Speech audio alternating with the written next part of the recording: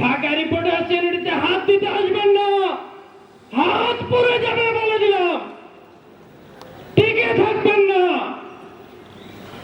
ভালো হয় ঢাকা রিপোর্টার চ্যানেলটির সাধারণ সম্পাদক এবং প্রশাসনিক কর্মকর্তার বিরুদ্ধে যে মামলা দিয়েছেন উঠিয়ে নেন। আর যদি আমরা ধরতে পারি আপনি কে, খবর আছে বলে দিলাম।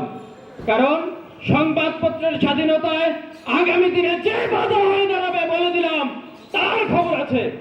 আমার দেশকে সিলগালা করে দেওয়া হয়েছিল সর্বশেষ প্রথম আলো এবং ডেইলি স্টার। আপনারা সবাই বললেন হামলা।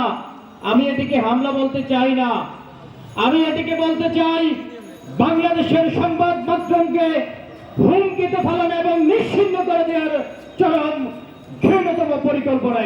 এটি কোন সিভিলাইজড সোসাইটিতে হয় না। স্বাধীনতার পর থেকে শুরু করে আজকে পর্যন্ত যারা রাষ্ট্র পরিচালনায় আছেন আপনাদের সকলকে আমরা ধিক্কার জানাই। আমরা আজকে ঢাকা রিপোর্টার চ্যানেলের পক্ষ থেকে আপনাদের প্রতি প্রতিবাদ জানাই।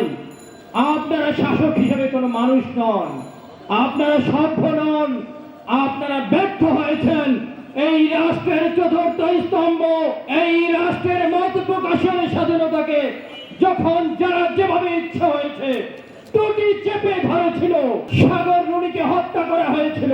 কারণ সাগর রুনির কাছে ইনফরমেশন ছিল। কার ইনফরমেশন? যারা লুটে পুটে দেশকে খেয়েছিল তাদের ইনফরমেশন। কি করলেন?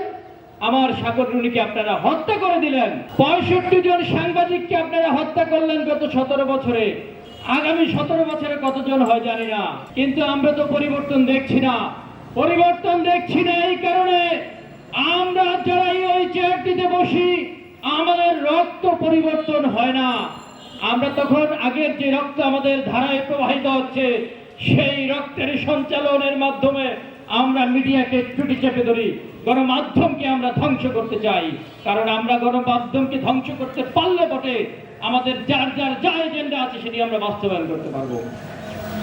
আপনার প্রথম আলোর বিরুদ্ধে অভিযোগ আছে, আপনার হেলিকপ্টারের বিরুদ্ধে অভিযোগ আছে, যান ওই প্রেস কাউন্সিলে বিচার দেন। কেমনি দিবেন? প্রেস কাউন্সিল একটি ছোট জগন্নাথ প্রেস কাউন্সিল শুনে কর্মশালা আয়োজন করে, ওই প্রেস কাউন্সিলের কর্মশালা আয়োজন করার কথা ওই অথর্বগুলি জানে না তাদের কাজ কি। গণমাধ্যমকে সুশৃঙ্খল ভাবে পরিচালনা করা, গণমাধ্যমের বিচার করা, কোন সংবাদ সমস্যা হলে সেটিকে ঠিক করা ওই প্রেস কাউন্সিলের কাজ। কিন্তু কিছু লোককে ওখানে বসিয়ে দিয়ে সরকারের টাকা অপচয় হয়। পুরো বিষয়টাই গলত। সুতরাং আমাদেরকে ভাবতে হবে আগামী দিনে যদি আমাদের মিডিয়ার স্বাধীনতা, আপনার যদি সংবাদপত্র টিকে থাকতে হয়, আপনি ধরেন একটি নিউজ করলো আমার দেশ কিংবা নিউজ করলো অন্য কোনো পত্রিকা, জনগণ সভা, সমকাল, মত সৃষ্টি করে সেটিকে পুড়িয়ে দেওয়া হবে।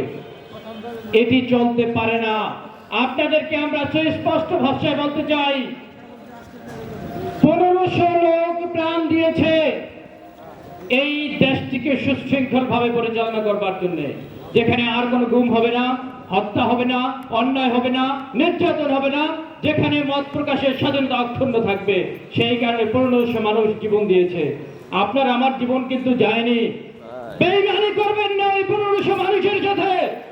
যারা চেষ্টা করছেন ওই 1500 মানুষের জীবনের যেই ত্যাগ সেই ত্যাগকে বলণ্ডিত করবার জন্য বেইমানি করবেন না। সময় আছে এখনো। এই বাংলায় মত প্রকাশের স্বাধীনতা, স্বাধীন গণমাধ্যম প্রতিষ্ঠিত করুন। আমরা ঢাকা রিপোর্টার চ্যানেলটি আগামী দিনে সংবাদপত্রের স্বাধীনতা, মত প্রকাশের স্বাধীনতা, বাংলাদেশের মানুষের মৌলিক অধিকার প্রতিষ্ঠিত করবার জন্য আমরা অতন্ত্র প্রহরীর ভূমিকায় আছি। আপনারা ভাববেন না ঢাকা রিপোর্টার চ্যানেলের সাধারণ সম্পাদকের বিরুদ্ধে মামলা দিয়ে ঢাকা রিপোর্টার চ্যানেলের 2000 সদস্যের মুখ বন্ধ করে দিবেন। সম্ভব নয়। ঢাকা রিপোর্টার চ্যানেলটি বাংলাদেশের সবচেয়ে বড় সাংবাদিকদের সংগঠন, সবচেয়ে বড় পেশাদার সাংবাদিকদের প্রেস্টিজিয়াস সংগঠন।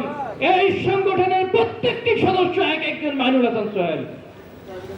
এই সাংবাদিক সংগঠনের প্রত্যেকটি সদস্য এক একজন দাবানল। ভুলে যাবেন না